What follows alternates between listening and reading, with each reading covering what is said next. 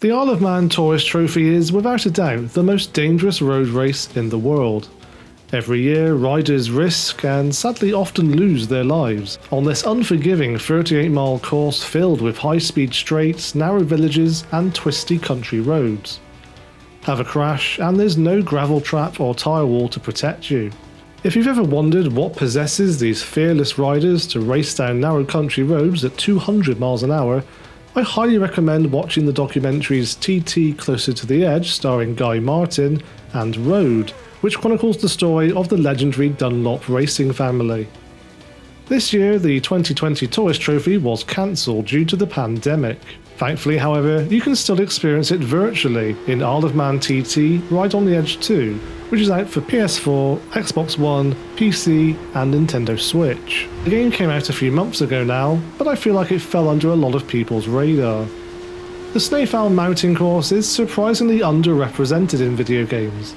It featured in Jester Interactive's forgotten TT Superbikes trilogy on the PlayStation 2 back in the mid-2000s, before Kiloton acquired the license and released TT Isle of Man Ride on the Edge in 2018. Ride on the Edge was a great first attempt at capturing the intensity of the Tourist Trophy, but was let down by the bike's erratic handling, an underdeveloped career mode, and a general lack of content. Luckily, many of the first game's issues have been addressed in the sequel. One of my main issues with the first game was the twitchy handling. A slight bump in the road would cause you to instantly lose control with no way of recovering, sending you slamming into the nearest wall. In Ride on the Edge 2, the bike handling is much more refined, responsive and intuitive. It's a game-changing improvement. That said, the bikes still tend to understeer during slow speed corners. There's one tricky hairpin section I find impossible to navigate without falling off the bike. This is still by no means an easy ride. Even with all the assists on, you will constantly crash, so get used to falling off your bike again and again and again. There's even a PlayStation trophy for crashing 50 times. I'm not ashamed to say I achieved this trophy within the first hour.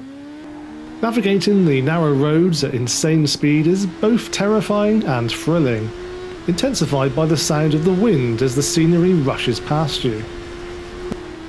The sense of speed is simply superb. No other racing game conveys a sense of speed and danger quite like Ride on the Edge 2, knowing that one misjudgment can result in disaster. It really makes you appreciate the bravery of the riders that do this in real life.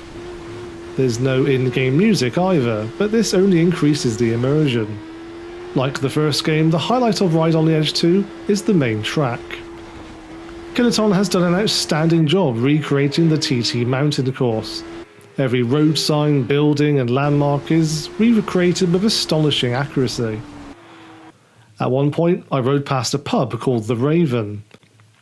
A quick Google search confirmed that this is an actual pub in the Isle of Man. This is quite simply one of the most challenging circuits you'll ever experience in a racing game. It makes the Nürburgring look like a leisurely Sunday drive by comparison.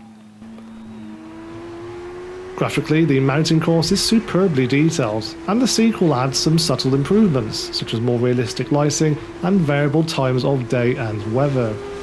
With reduced visibility, riding in misty weather conditions on this challenging course is not for the faint-hearted. Complementing the mountain course in Ride on the Edge 2 is a selection of fictional circuits. The shipping yard and runway from the first game return, and the sequel adds a selection of new country road circuits set in Northern Ireland. This adds some variety, but they're mostly forgettable and aren't as exciting or as visually spectacular as the main mountain course. It's also a shame that licensing issues still prevent the Northwest 200 road race from being included in the track list. The career mode in Ride on the Edge 2 has expanded since the original game.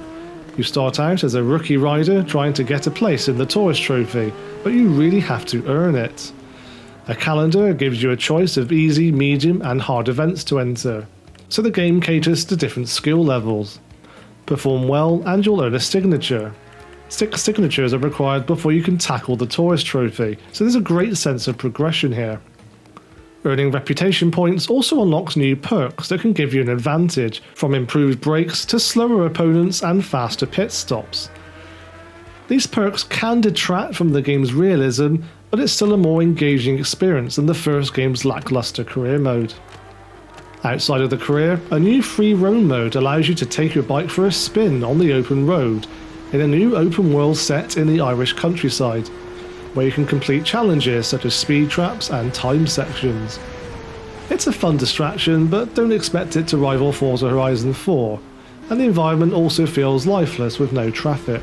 Ride on the Edge 2 requires a steep learning curve. While mastering the challenging mountain course is very rewarding, the relentless difficulty can get frustrating. I feel that more could have been done to make the game more accessible to newcomers. In every race there are always a couple of riders that can stay ahead of you by several seconds, and there's no option to change the AI difficulty. Adding an optional rewind feature like in the Forza games would have helped reduce the frustration.